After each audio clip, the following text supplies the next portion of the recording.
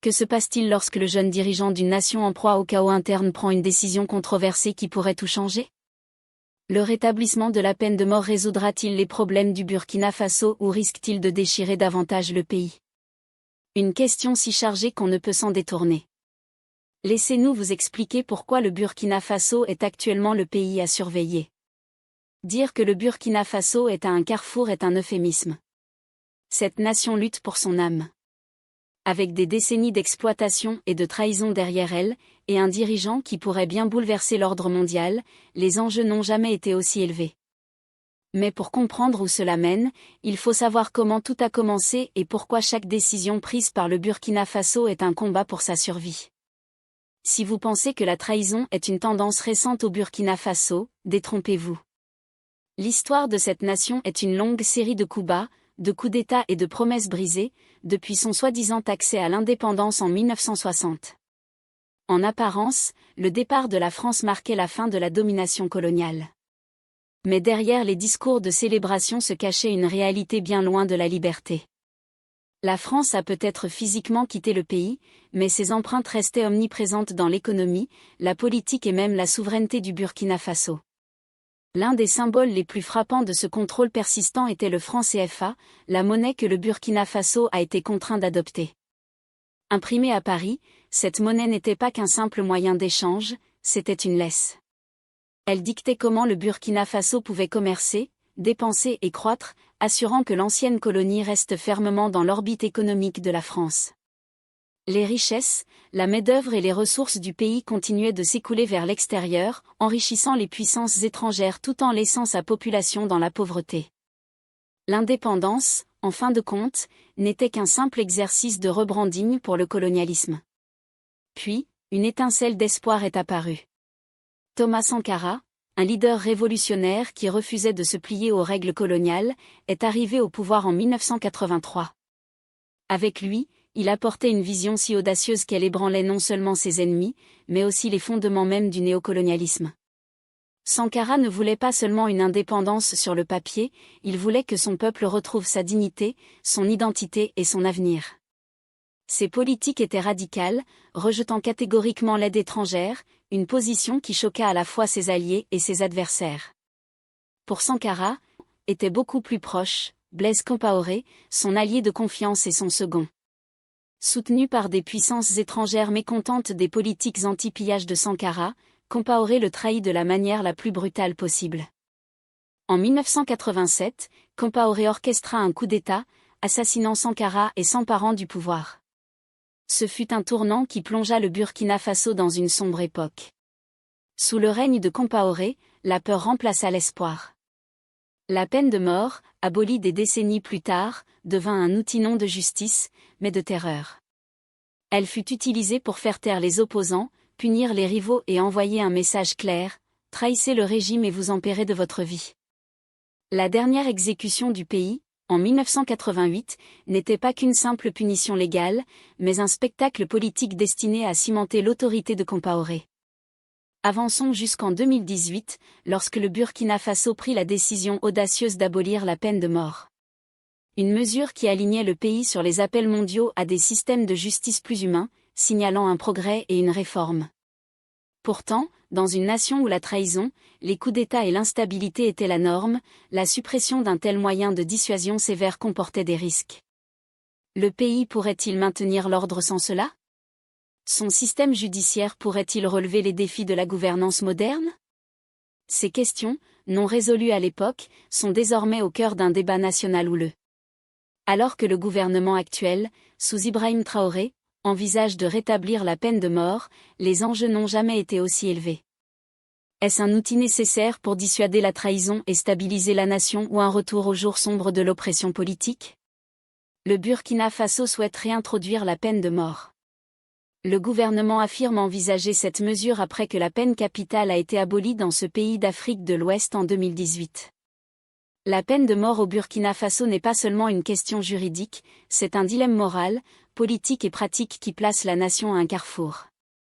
C'est un débat qui va au-delà des frontières, touchant aux complexités de la gouvernance, de la justice et des droits humains à travers l'Afrique. Pour une nation imprégnée de trahisons historiques et d'instabilité politique, la question de rétablir la peine capitale est aussi clivante qu'urgente. Pour comprendre pourquoi ce sujet est si controversé, il faut examiner le contexte africain plus large. Prenez l'Afrique du Sud, par exemple. Après l'apartheid, le pays a aboli la peine de mort, une décision saluée mondialement comme un pas progressiste vers la justice et l'égalité. Cette décision était ancrée dans la conviction que les exécutions sanctionnées par l'État étaient les vestiges d'un régime oppressif qui déshumanisait ses citoyens. Pour une nation cherchant à guérir de profondes blessures, l'abandon de la peine de mort était un symbole, un rejet de la brutalité qui avait défini son passé. Mais l'idéalisme se heurte souvent à la réalité.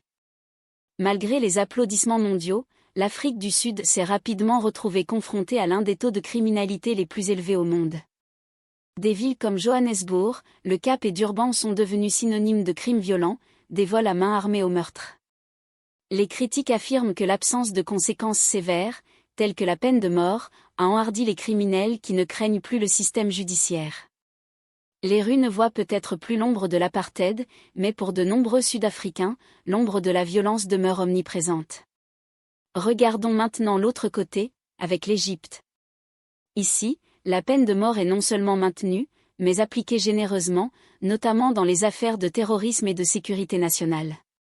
Pour ses partisans, c'est un outil nécessaire dans une région volatile en proie à l'extrémisme et à l'instabilité politique. Ils soutiennent que la peur de la punition ultime dissuade les potentiels délinquants et rassure les citoyens sur le contrôle exercé par l'État. Pourtant, le revers de la médaille est difficile à ignorer. Un système judiciaire qui manie la peine capitale de manière excessive risque de devenir une arme pour réduire au silence la dissidence et cibler les opposants politiques. Les critiques avertissent que, dans de tels environnements, la peine de mort sert souvent de masque à l'oppression, et non à la justice. Alors, où se situe le Burkina Faso dans ce spectre?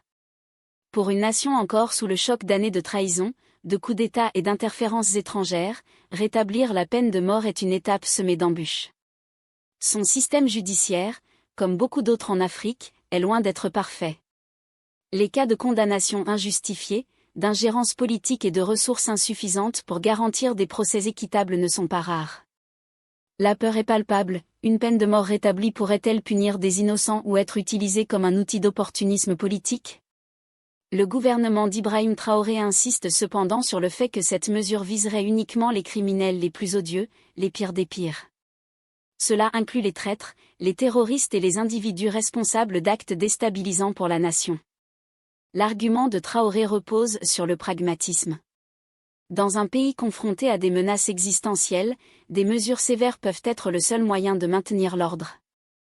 Pour lui, la peine de mort ne concerne pas la vengeance, mais la survie. Il y a aussi l'angle international.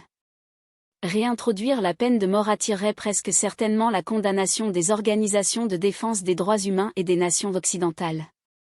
Le Burkina Faso ferait probablement face à des accusations de recul sur les droits humains et de mise en péril de ses acquis démocratiques. Pourtant, Traoré a déjà démontré qu'il n'a pas peur de défier les normes internationales, surtout lorsqu'il s'agit de tenir tête aux puissances occidentales. Sa position audacieuse contre l'influence française et son pivot vers de nouvelles alliances ont déjà attiré l'attention mondiale. Mais cela a également solidifié son image de leader déterminé à ne pas compromettre la souveraineté de son pays. Cependant, la question demeure, la peine de mort est-elle vraiment une solution ou un pari dangereux? Et comment cette décision risquée impactera-t-elle l'Afrique? Ce combat n'est pas seulement celui du Burkina Faso. C'est un symbole d'une narration africaine plus large. Un continent qui lutte pour se libérer de siècles d'exploitation, de dépendance et de contrôle systémique. Pendant des décennies, l'Afrique a été dépeinte comme un terrain riche en ressources pour les puissances étrangères, un endroit où l'indépendance est célébrée de nom, mais souvent étouffée en pratique. Sous la direction d'Ibrahim Traoré, le Burkina Faso défie audacieusement ce récit. Son rejet de la France, son adoption de nouvelles alliances et son engagement envers le développement local ne sont pas de simples actes de gouvernance. Ce sont des mouvements révolutionnaires qui résonnent à travers l'Afrique. Dans un monde où la souveraineté africaine est souvent confrontée à une résistance, ces gestes audacieux font de Traoré une cible. En expulsant les troupes françaises et en redéfinissant les alliances du Burkina Faso, Traoré a pris une position que peu de dirigeants africains ont osé adopter. Ses actions défient le statu quo, affirmant que les nations africaines sont capables de déterminer leur avenir sans ingérence étrangère. Mais une telle défiance ne vient pas sans conséquences. Les puissances occidentales, en particulier la France, ne resteront probablement pas les bras croisés alors que leur influence diminue. Le leadership de Traoré a déjà attiré les critiques des médias occidentaux, qui le décrivent comme imprudent et impulsif. Ce récit rappelle étrangement les campagnes de diffamation autrefois dirigées contre Thomas Sankara, un révolutionnaire dont les politiques menaçaient les mêmes systèmes enracinés que Traoré défie aujourd'hui. Mais les défis auxquels Traoré est confronté vont au-delà des forces extérieures.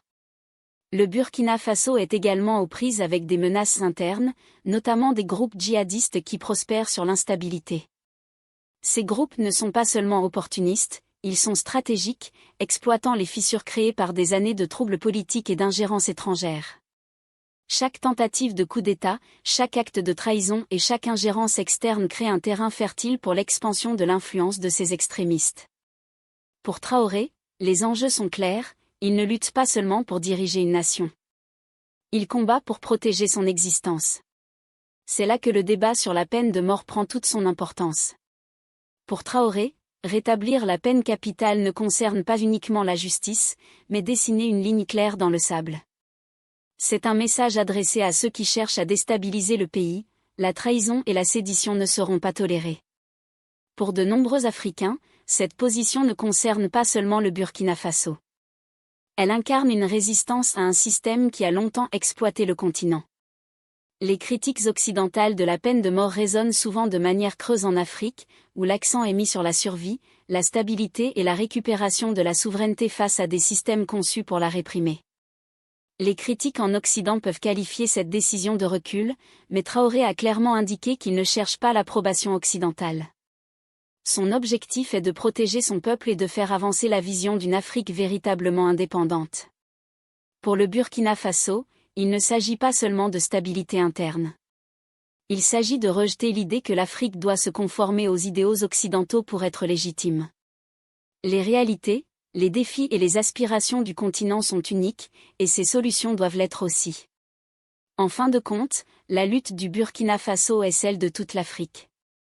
C'est un appel à un avenir où les nations africaines définissent leur propre chemin, libres des chaînes de l'exploitation et de la dépendance. Les actions de Traoré, aussi audacieuses soient-elles, reflètent un sentiment croissant à travers le continent. Les jours où l'on se pliait aux intérêts étrangers sont révolus, que ce soit en redéfinissant les alliances, en récupérant les ressources ou en mettant en œuvre des politiques controversées comme la peine de mort. Le Burkina Faso envoie un message clair. La souveraineté de l'Afrique n'est pas négociable. La question est alors, pourquoi l'Occident veut-il qu'il en soit ainsi pour l'Afrique et le monde entier ? L'insistance de l'Occident à voir l'Afrique et le reste du monde se conformer à ses idéaux et standards est un mélange complexe de domination historique, d'intérêts économiques, de supériorité culturelle et de stratégie géopolitique. Cette attitude découle d'un état d'esprit enraciné qui considère les systèmes occidentaux comme intrinsèquement supérieurs, combiné à un besoin de protéger sa domination mondiale dans un monde de plus en plus multipolaire. Les racines de l'influence occidentale sur l'Afrique remontent à l'ère coloniale. Pendant cette période, les puissances européennes ont divisé le continent entre elles, imposant leur système de gouvernance, de justice et d'économie. Les colonisateurs ont démantelé les structures africaines traditionnelles, les remplaçant par des cadres occidentaux conçus pour servir leurs intérêts. Même après la décolonisation, cet héritage a perduré. Les nations africaines, laissées avec des frontières arbitrairement tracées par les colonisateurs et des économies liées aux réseaux commerciaux occidentaux, se sont retrouvées piégées dans des systèmes qui garantissaient leur dépendance. L'insistance de l'Occident pour que l'Afrique suive son chemin est une continuation de cet état d'esprit, une croyance que le progrès africain doit s'aligner sur les attentes occidentales, ignorant les aspirations et réalités culturelles propres au continent. Ce vestige colonial ne se limite pas à l'Afrique. Partout dans le monde, les anciennes colonies sont souvent censées refléter les systèmes occidentaux. Cette attente néglige le fait que ces régions ont des histoires, des cultures et des défis uniques qui ne s'intègrent pas parfaitement dans les modèles occidentaux de gouvernance ou de développement. Au cœur du désir de l'Occident que l'Afrique suive son exemple se trouve la richesse naturelle abondante du continent. De l'or, des diamants et des terres rares aux ressources pétrolières et agricoles fertiles, l'Afrique détient les clés de l'alimentation des industries et économies mondiales. Les nations et entreprises occidentales dépendent depuis longtemps de ces ressources pour alimenter leur croissance. Pour maintenir l'accès à ces richesses, l'Occident préconise souvent des politiques alignées sur ses intérêts économiques. Les systèmes de marché libre, la privatisation et les investissements étrangers sont présentés comme des solutions pour le développement africain. Mais ces politiques favorisent souvent les entreprises occidentales, leur permettant d'extraire des richesses tandis que les populations locales en bénéficient peu. Par exemple, les contrats miniers soutenus par l'Occident garantissent souvent que les profits s'écoulent à l'extérieur, laissant les gouvernements africains avec une infime fraction des richesses générées. Lorsque des dirigeants comme Ibrahim Traoré s'opposent à ces accords et plaident pour un contrôle local des ressources, ils menacent ce système d'exploitation. Les appels de l'Occident à la réforme et à la bonne gouvernance sont souvent des tentatives voilées de protéger ses intérêts économiques sous le prétexte de promouvoir la stabilité. L'importance de l'Afrique va au-delà de ses ressources. La position stratégique du continent, située entre des routes commerciales majeures et dotée d'une influence croissante dans les organisations internationales, en fait un acteur clé de la géopolitique mondiale.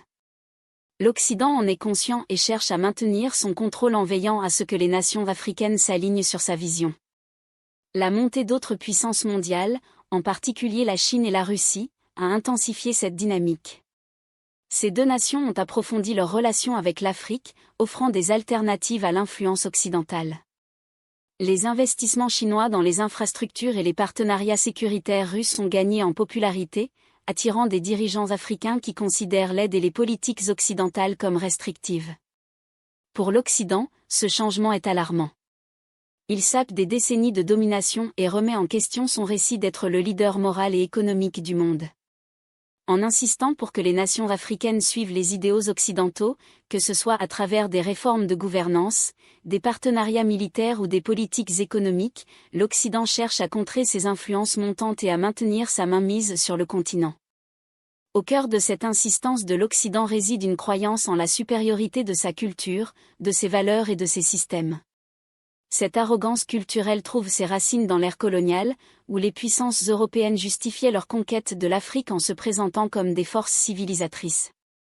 Aujourd'hui, cet état d'esprit se manifeste par l'attente que les nations africaines imitent les démocraties occidentales, adoptent les systèmes judiciaires occidentaux et suivent les approches occidentales en matière de droits humains.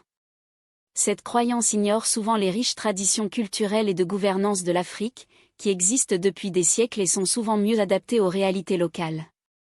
Par exemple, les mécanismes africains traditionnels de résolution des conflits, tels que la justice réparatrice, se concentrent sur la guérison communautaire plutôt que sur les mesures punitives. Pourtant, ces systèmes sont souvent rejetés comme archaïques parce qu'ils ne correspondent pas aux normes occidentales. La suprématie culturelle de l'Occident s'étend également à la manière dont il dépeint les dirigeants africains. Des figures comme Thomas Sankara, et maintenant Ibrahim Traoré, sont souvent diabolisées dans les médias occidentaux comme imprudentes ou autoritaires pour avoir rejeté les idéaux occidentaux. Ce récit ignore commodément le fait que ces dirigeants défendent des politiques enracinées dans l'autonomie et la souveraineté africaine. L'ordre mondial est en train de changer, et l'Occident le sait. La montée en puissance de nations comme la Chine, l'Inde et la Russie a créé un monde multipolaire où la domination de l'Occident n'est plus garantie. L'Afrique, avec ses économies en pleine croissance, sa population jeune et son importance stratégique, est un terrain clé dans cette lutte d'influence. La pression de l'Occident pour que l'Afrique suive son exemple est motivée par une crainte de perdre son influence. En dictant ces conditions, que ce soit à travers des accords commerciaux, des paquets d'aide ou des pressions diplomatiques, l'Occident tente de maintenir l'Afrique dans sa sphère de contrôle. Cependant, cette approche est de plus en plus rejetée par les dirigeants africains qui perçoivent cette façade. Des leaders comme Ibrahim Traoré font partie d'un mouvement plus large qui défie la domination occidentale. Leurs actions, telles que la rupture des liens avec d'anciens colonisateurs, la récupération des ressources et la formation de nouvelles alliances, représentent un changement dans la relation de l'Afrique avec le reste du monde. L'insistance de l'Occident sur la conformité est une réaction à ce changement, une tentative de réaffirmer son contrôle dans un monde où son influence diminue. L'un des outils les plus efficaces que l'Occident utilise pour imposer sa vision est l'aide étrangère. En surface, cette aide est présentée comme un geste de bonne volonté visant à favoriser le développement et la stabilité. Mais en réalité, elle est souvent accompagnée de conditions. Ces conditions obligent les nations africaines à adopter des politiques et des systèmes occidentaux. Ces exigences peuvent aller de la privatisation des industries à la mise en œuvre de réformes spécifiques en matière de gouvernance. Bien que ces mesures soient présentées comme bénéfiques, elles priorisent souvent les intérêts occidentaux au détriment des besoins locaux. Par exemple, la privatisation peut attirer des investisseurs étrangers, mais elle peut aussi priver les nations du contrôle sur des ressources et des services essentiels. L'utilisation de l'aide comme levier perpétue une dépendance où les nations africaines qui rejettent ces conditions risquent de perdre des financements, ce qui peut déstabiliser leurs économies. Cela crée un cycle où la vision occidentale devient la norme, non parce qu'elle est la meilleure solution, mais parce que la rejeter entraîne des conséquences graves. Au cœur des actions de l'Occident se trouve un complexe de sauveur, une croyance que l'Afrique a besoin de l'intervention occidentale pour progresser. Ce récit positionne l'Occident comme une force bienveillante, intervenant pour résoudre les problèmes de l'Afrique. Bien que ce cadrage puisse séduire les publics occidentaux, il sape l'autonomie de l'Afrique et ignore la capacité du continent à relever ses propres défis. Ce complexe est évident dans l'approche occidentale des questions de gouvernance et des droits humains. Plutôt que de soutenir des solutions menées par les Africains, l'Occident impose souvent ses modèles, rejetant les connaissances et l'expertise locale. Cette attitude paternaliste renforce l'idée que l'Afrique ne peut réussir sans la guidance occidentale, perpétuant ainsi un cycle de dépendance. Mais la réalité est en train de changer. Désormais, l'Afrique prendra des décisions qui seront dans son propre intérêt. Que pensez-vous ? La peine de mort est-elle une étape nécessaire pour une nation comme le Burkina Faso ou bien un pari dangereux ? Faites-le nous savoir dans la section des commentaires. Pensez-vous que l'Occident mérite d'avoir son mot à dire sur cette question ? Vous voulez regarder plus de vidéos comme celle-ci ? Si oui, abonnez-vous à notre chaîne et cliquez sur l'icône de cloche pour ne rien manquer. Nous avons décidé de produire des vidéos sur un sujet dont personne ne parle, la culture, la civilisation, l'histoire noire et les preuves de la grandeur des Noirs. Merci d'avoir regardé, et jusqu'à la prochaine vidéo, restez connectés.